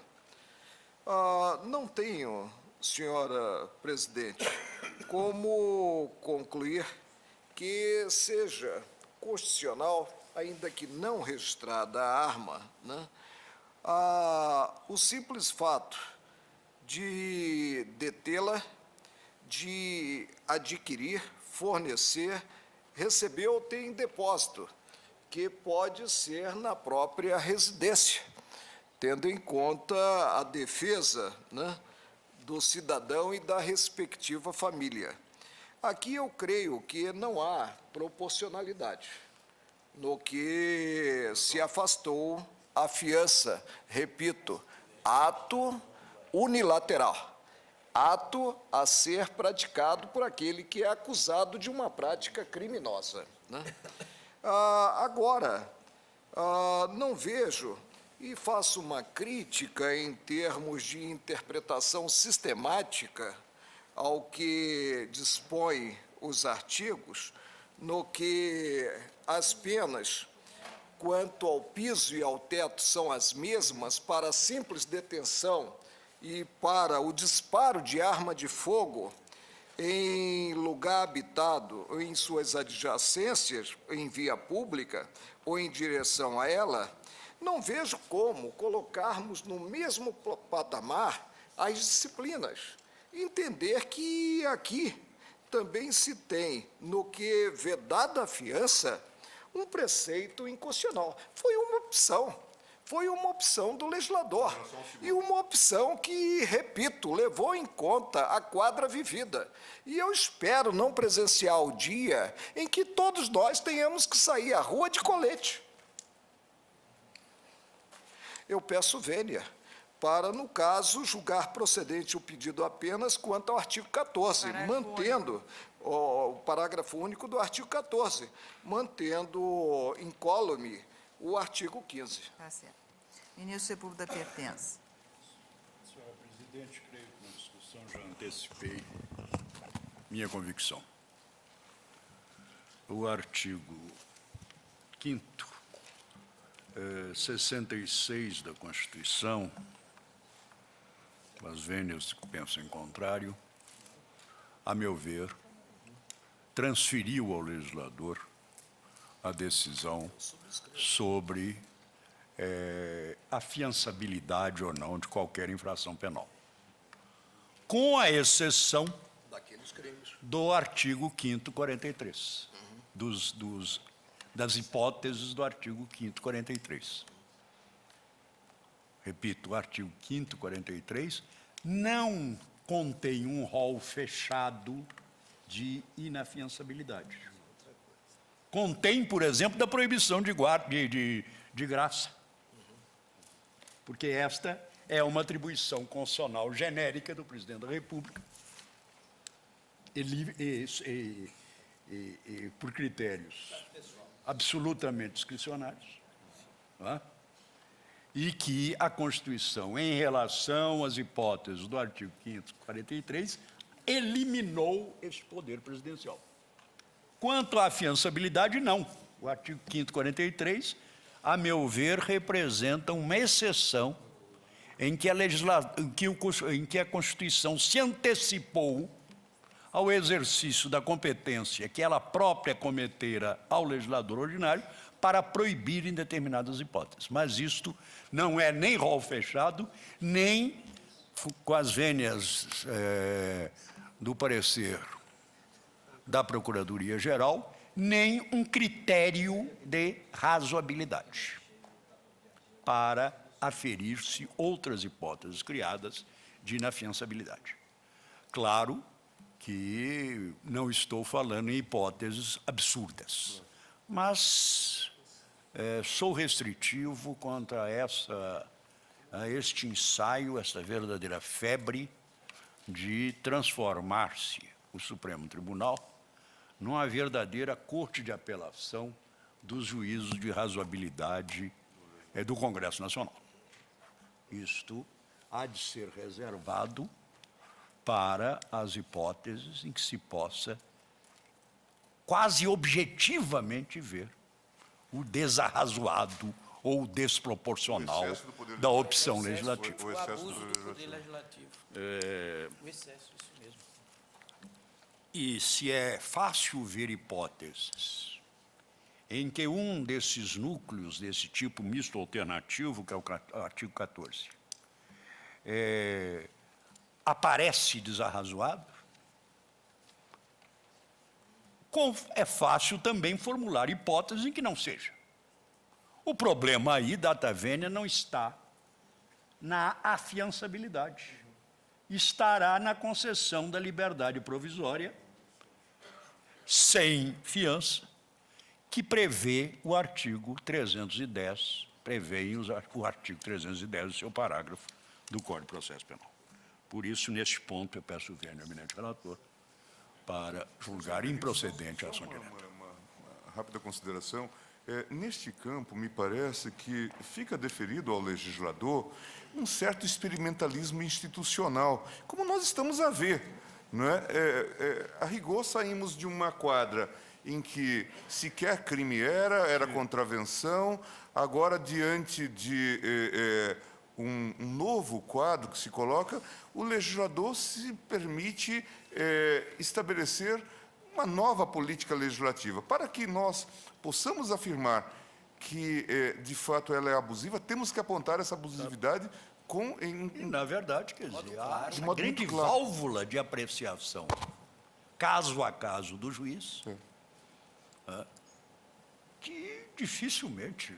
Até porque, como Vossa Excelência mesmo... Menos Pelus, que é juiz de carreira, é de confiar no juiz. Na sua hipótese de um bêbado num campo de futebol. Eu só não confio numa disposição legal que restringe a liberdade provisória. O problema é esse, que restringe a liberdade provisória. A verdade é esta. Ela restringe a liberdade provisória meramente confiança. Por força de uma fiança. O que não é pouco num país onde a grande multidão não recebe nem salário mínimo. Isso é que ela restringe, por ato do agente. Se nós estivéssemos na Suíça aqui, eu nem ligaria, porque provavelmente Agora, todos sairiam livres do depósito. Está vendo, senhor? Se tivéssemos um sistema eficaz de fiança, o contrário seria verdade. É que seria discriminatório. Não, do tiro lá não. Ah, de Virgínia? É na Virgínia. Na Virgínia. Portanto, quanto aos dois parágrafos, eu julgo constitucional. Pois não. Eu julgo constitucionais. Com relação a esses dois parágrafos, eu peço vênia aos colegas que alinharam na divergência, mas acompanhem por suas bem colocadas razões o voto do eminente relator. Prosseguimos, ministro Lewandowski, quanto aos demais artigos. Próximo artigo atacado é o 21, aquele que proíbe a liberdade provisória. Estou considerando inconstitucional pelos motivos já explicitados. O eminente relator, portanto, no artigo 21, já havia sido acompanhado por vários colegas, ele também declara inconstitucionalidade. Ministra Carmen Lúcia, ministro Eros Grau. Senhora presidente, eu vou ser muito breve. Eu vou acompanhar o relator, mas eu quero deixar marcado e registrado A professora Emília Viotti tem escrito sobre a nossa corte e certamente alguém no futuro vai escrever.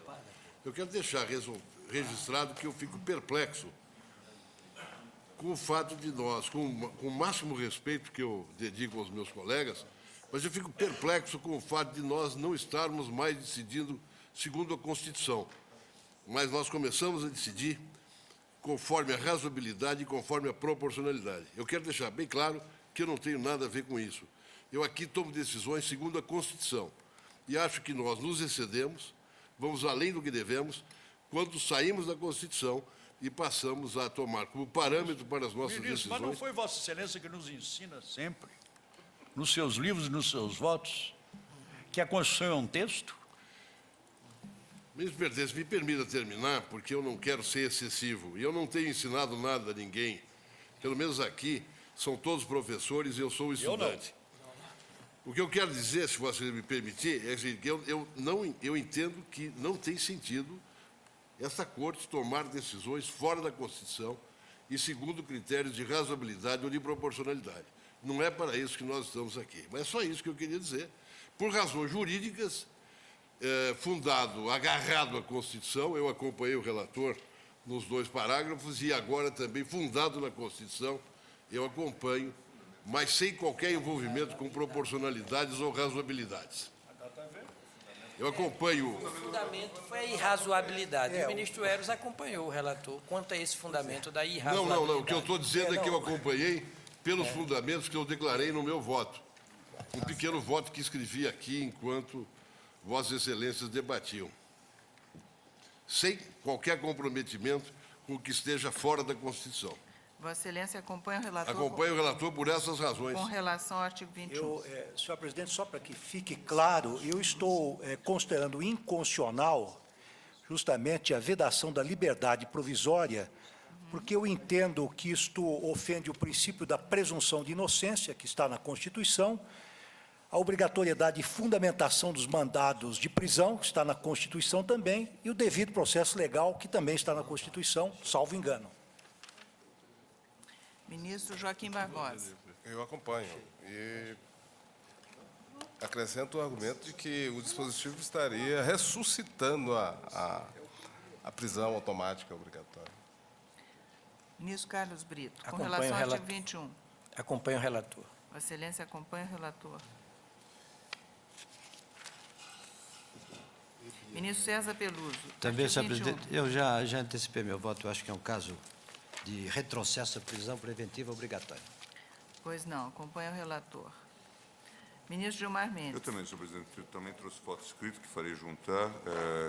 Vossa Excelência tinha antes manifestado que também, com relação ao artigo 21, divergia do relator. Não. 21 não.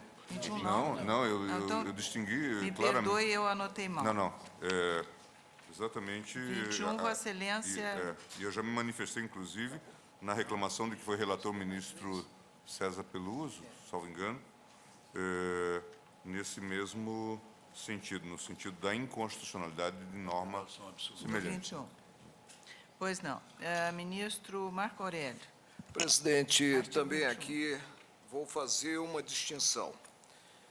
Penso que a liberdade afastada, né, ela não conflita. A liberdade provisória não conflita com o princípio da não culpabilidade, porque a própria Carta se autolimita quanto a esse princípio, presente o disposto no inciso 66 do artigo 5º da Constituição Federal. O que nós temos no artigo 21? Temos apanhados, vedando-se a liberdade provisória, 3 tipos. Quanto a 2 deles, eu não tenho a menor dúvida. Não há razoabilidade em se brecar a atuação sempre prudente do magistrado. Refiro-me aos tipos dos artigos 17 e 18, ou seja, o comércio ilegal de arma de fogo e o tráfico internacional de arma de fogo, a importação e exportação. Agora, vejo como razoável a proibição da liberdade provisória quanto ao tipo do artigo 16, posse ou porte ilegal de arma de fogo de uso restrito. Excelência, me permite, eu estou afastando também a constitucionalidade desse dispositivo, dizendo que nosso sistema constitucional não se compadece com a prisão ex lege. Se a prisão for necessária, o juiz decretará a prisão cautelar. Não se trata de prisão legal, de prisão automática considerado o tipo. Mas na prática está na mesma. Não, Excelência. Vossa Excelência pressupõe que em toda e qualquer situação se tenha o flagrante. Eu não parto dessa premissa. Se não há flagrante, aí não há prisão. Aí tem que ser ordem judicial fundamentada. Não se aplica. Em termos, Não aplica. a não ser, até pelo em menos... a termos, sentença porque condenatória pode ser decretada uma prisão, pode ser decretada uma prisão temporária, depois transformada numa preventiva, e vir à balha o relaxamento. Quando a lei veda a liberdade provisória para guardar-se o desfecho do processo crime, né, evidentemente fica excluído esse relaxamento. Peço licença, perdoe-me aí, peço licença aos colegas, então, para declarar a inconstitucionalidade no artigo 21 da Lei 10.826 de 2003, quanto à referência aos artigos 17 e 18, mantendo o preceito quanto ao artigo 16. Não, 16 é aqui.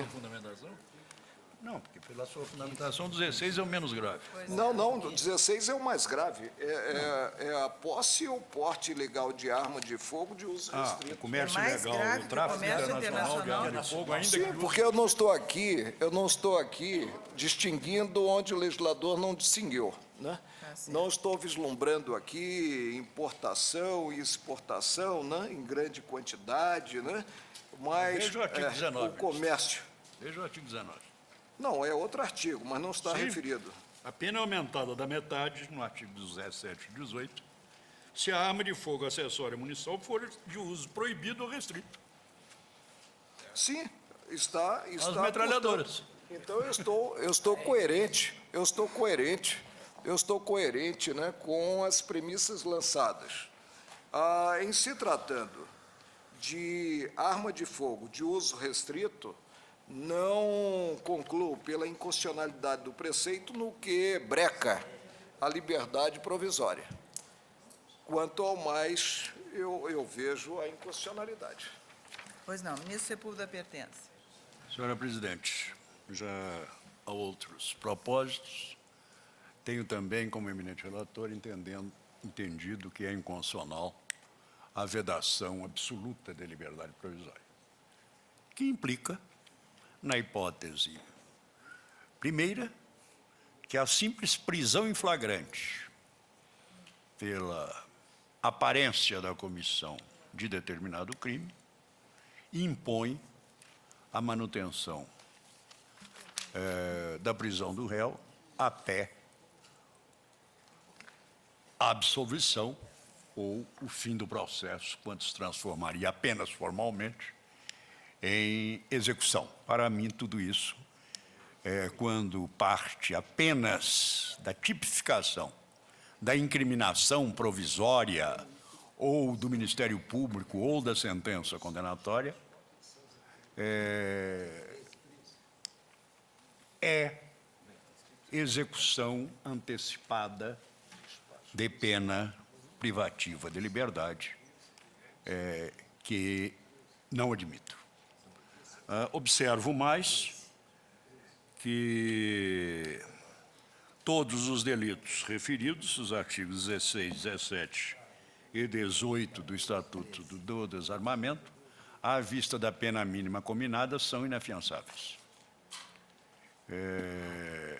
E, por conseguinte, o que restará não é a mera para a obtenção da liberdade provisória, não é a mera prestação de fianças, mas algo muito mais sério, que é o exame pelo juiz para relaxá-la da existência ou não de pressupostos da preventiva ou de exclusão de criminalidade, conforme disposto no artigo 310, seu parágrafo do Código de Processo Penal, que incidem, dada a inafiançabilidade que remanesce. Por isso, no ponto, acompanho o eminente relator. Quanto ao 21. Bem, eu ainda preciso colher os votos com relação ao artigo 12, que foi também apreciado pelo eminente relator por provocação da tribuna. O eminente relator afastava a inconstitucionalidade tanto formal quanto material nesse artigo. Ministra Carmen Lúcia.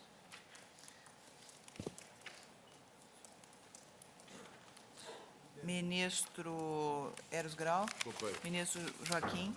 Também acompanho. Ministro Carlos Brito. Com o relator. Ministro César Peluso. É considerar constitucional, né? É.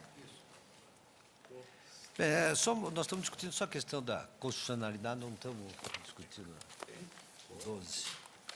12. Porte residencial. Pode ser. Quer dizer, a posse residencial. É posse residencial. Irregular, né? Em si. Diga-se irregular. Determinação legal. Aí é o artigo 12. É aquele problema de saber se está Uma peninha, detenção de 1 a 3 meses. A peninha de bagatela.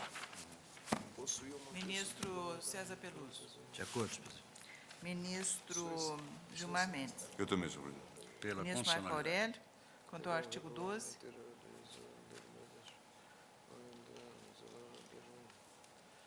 Presidente, a partir do momento em que se tem a disciplina exigindo que armas em geral sejam registradas, pouco importa que haja o porte em si ou a guarda dessa mesma arma, que a qualquer momento poderá ser portada. Não vejo como encontrar na Constituição Federal um dispositivo que, cotejado com o artigo 12, conduza à conclusão sobre a pecha em relação a este último, a pecha de inconstitucional. Acompanho o relator e julgo improcedente o pedido. Pois não.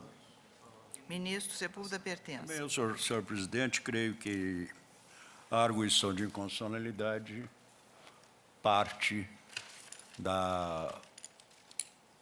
do suposto, para mim falso, de um direito restrito a ter arma, ainda que na própria residência, sem atender às medidas de controle que já entendemos compatíveis com a Constituição do sistema global da lei. Veja-se, ademais, que esta pena quase faz regredir este crime ao capítulo das contravenções penais. É uma pena de detenção de 1 a 3 meses. Bem, também eu acompanho o relator com relação ao artigo 12. Portanto, relativamente ao artigo 12, a posição da Corte é unânime. Eu peço ao eminente relator e a todos os colegas que me auxiliem agora na proclamação desse resultado, que é complexo. Pois não. Faltam 3 ainda dispositivos. Ainda faltam 3 dispositivos? 3, apenas 3. Um está prejudicado, a questão dos 25 anos e a questão daquelas, enfim, exigências de registro quanto ao microestriamento dos canos. Pois não. Apenas Então, esses 3. 25 anos? 25 anos, 25 anos. tinha sido unânime. Bem, aqui é o seguinte. Considerou A constitucional. questão é o artigo 2º, 10, 23, parágrafo 1º, 2º, 3º, que dispõe sobre o cadastramento de armas, impressões, raiamento, microestriamento, eu estou considerando constitucional. Qual é o artigo? 2º, 10, 23, parágrafos 1º, 2º e 3º. Dispõe sobre cadastramento do cano da arma, das impressões de raiamento e microestriamento do projeto disparado, bem como das munições. Que são técnicas conhecidas, difundidas, não há inconstitucionalidade, não há irrazoabilidade nesse tipo de cadastramento. Há alguma divergência quanto a esse Não, dispositivo? apenas para ressaltar mais uma vez que aqui nós também temos dispositivos da Constituição que não são exaustivos, no que exigem idade mínima para certos cargos, né? E aí poderemos ter que um deputado não poderá lograr, né, o porte. Que é uma bênção, né? Mas, Que não vai mas armado. é uma opção legislativa. Né? Para cima de 80 anos. Sem divergência. Sem divergência. Ministro Lewandowski, por favor. Senhor presidente, o último artigo, na verdade, é o 28, que estabelece Cuida a da idade idade de mínima. 25 anos. 25 anos. Estou considerando constitucional entender que a lei pode fixar essa idade mínima. Há divergência? Há divergência? Ministro relator, desculpe-me, parece-me que foi considerado prejudicado pelo voto de Vossa Não, Excelência o prejudicado 35. é o seguinte, que é o 35. Exatamente, É o 35. Como já houve o plebiscito, eu estou considerando prejudicado. Quanto ao 28, eu indago se há divergência com Eu relação ao devo, voto do presidente, relator. chamar a ordem, né, o meu voto, Sim. porque votei acreditando que eu estaria fazendo quanto à exigência de idade mínima. O preceito anterior qual foi, Excelência? Artigo 28. Não, antes. O anterior, são os artigos 2º, 10, 23, parágrafo 1º, 2º e 3º. Anterior, imediatamente anterior Pois é, à 23. votação. É o 21? 23, parágrafo 1º, 2º e 3º. Qual é? Dispõe sobre o cadastramento do cano da arma, das impressões de raiamento, microestriamento Se do a arma projeto. que não tem raiamento, há de impossibilha. Pois é, mas aí é uma questão de Acompanho inaplicabilidade. da nessa lei. parte o relator. Sem divergência, portanto. Agora, com relação ao artigo 28, os 25 anos de limite. Há divergência? Não. Se não subsistir a LOMAN e as leis nacionais do Ministério Público, com o fenômeno da juvenilização da justiça. Mas já existe uma exceção prevista. Não, a LOMAN que prevê a lei do Ministério Público, mas está em discussão se isso. Mas isso aí não precisa anotar, não. Eu estou de acordo, Bem, acho. então, sem divergência com relação É engraçado. ao artigo 28. Mas, Com relação ao artigo 35... Eu fui até examinar as razões, vi as razões do Senado, que aqui é um espaço em que o legislador faz um pouco de... são as percentagens são assustadoras. De incidência de crimes, Nessa faixa etária. nessa faixa etária. Tanto quanto né? vítima, quanto como agente, até 24 exatamente. anos. Então, é um critério dentro daquele experimentalismo institucional de que falávamos há pouco, né? Ministro Lewandowski, quanto ao artigo 35. Bom, 35, eu estou considerando que o plebiscito já se realizou e, no que tange exatamente a possibilidade de regulamentar-se o comércio de armas, eu entendo que, como toda e qualquer atividade econômica, sujeita-se ao poder de regulamentar do Estado. Isso é apenas uma observação marginal que eu faço com relação à violação do artigo 170. Para renovar o plebiscito. 35, Vossa Excelência não assentou o prejuízo. Assentei o prejuízo. É norma de eficácia esvaída. Exatamente. Foi alterado pela... Porque houve o artigo... Eu acho que não está prejudicado, não. Não está, não? Não, parcialmente. Porque a aprovação depende desses. Já foi realizado o plebiscito. É norma de eficácia esvaída. Ah, por conta do plebiscito. Então, a rigor, senhor presidente, eu queria esclarecer Foi rejeitado o apenas. dispositivo. Eu estou dizendo que as ponderações... Então está Não é? O as parágrafo ponderações. 1º é claro. Foi retirada a eficácia. Foi realizado o plebiscito teve resultado negativo, portanto, não entra em vigor a norma do artigo 35. Há divergência quanto ao prejuízo dessa norma? Não. Portanto, decisão unânime com relação ao prejuízo do artigo 35. Eminente presidente, se me Pois permita, não, questão de me fato, perdoe, doutor uma Reale. questão de fato. É que os artigos 25 e 32, parágrafo único, determinam a destruição de armas de fogo, acessórios e munições apreendidos, vedando a sua utilização ou reaproveitamento para qualquer fim, é matéria muito relevante para as polícias. A DIN 3263. 25 É, e aqui, senhor 32. presidente, eu já englobei tudo quando eu mencionei na verdade, que não vejo ofensa ao princípio, ao direito de propriedade, ato jurídico perfeito, direito adquirido, etc., porque exatamente em função do artigo 31, que permite a qualquer tempo indenização das armas, que sejam entregues na Polícia Federal. Pois não. Essa é a posição do relator com relação aos artigos 25 e 32, parágrafo único. Há divergência? Portanto, assentada a constitucionalidade dessas normas. Eminente relator, vou tentar sintetizar o julgamento, que se resume, na realidade, a uma maioria que acompanha Vossa Excelência para declarar a inconstitucionalidade dos parágrafos únicos dos artigos 14 e 15. Nossa, não. Sim. Sim? Ah, declarar a inconstitucionalidade. Ah, sim, perdão. E do Os artigos 14 e 15 do artigo 21. Os parágrafos únicos dos artigos 14 e 15 e do artigo 21. Se não houvesse tanta interrupção, seria melhor. Vamos retomar.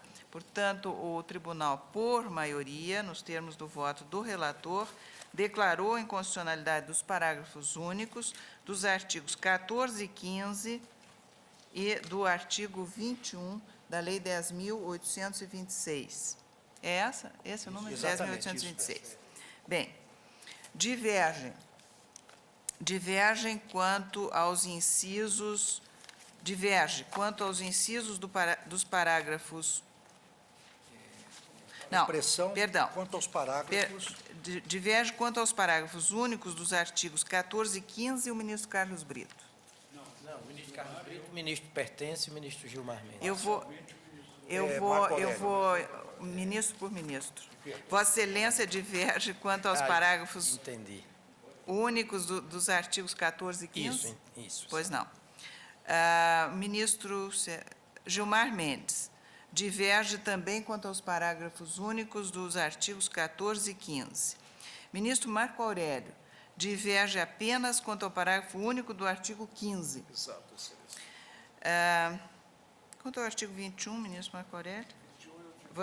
Quanto à declaração exato, eu anotei aqui. Quanto ao artigo 21... referência ao 17 e 18. Quanto ao artigo 21, a divergência do ministro Marco Aurélio é parcial, porque se refere a apenas a referência aos artigos 17 e 18. Não é o contrário, só o 16, perdoe-me, eu veiculei Declara inconstitucionalidade. Está certo, está certo.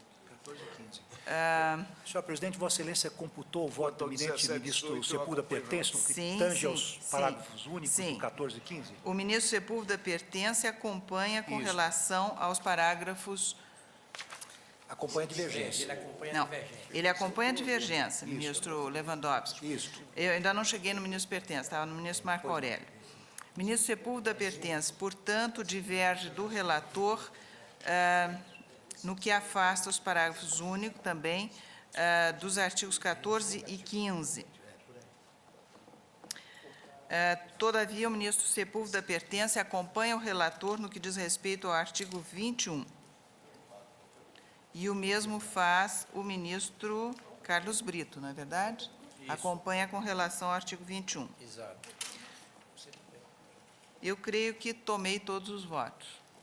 21, ministro Gilmar. Também o ministro Gilmar. Eu não tinha dito que o ministro Gilmar acompanha com relação ao 21? Eu apenas destaquei as divergências.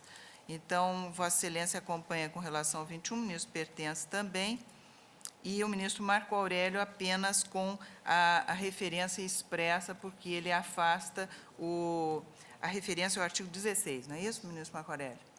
Só. Só o artigo 16, mantidos os 17 e o 18 No meu voto, na redação do artigo 21. Eu mantenho a referência ao 16, afastando a liberdade provisória. Bem, senhor ministro Lewandowski, eu creio que foram revisados todos os artigos, os demais suscitados da tribuna, que foram afastados pelo relator, não precisam ser expressamente... Mas eu faria incluir no meu voto essas observações, embora algumas matérias eu já afastei com relação à inconstitucionalidade formal. Em todas elas houve manifestação unânime do plenário acompanhando o voto de Vossa Excelência. Senhores ministros, senhora ministra, está encerrada a sessão.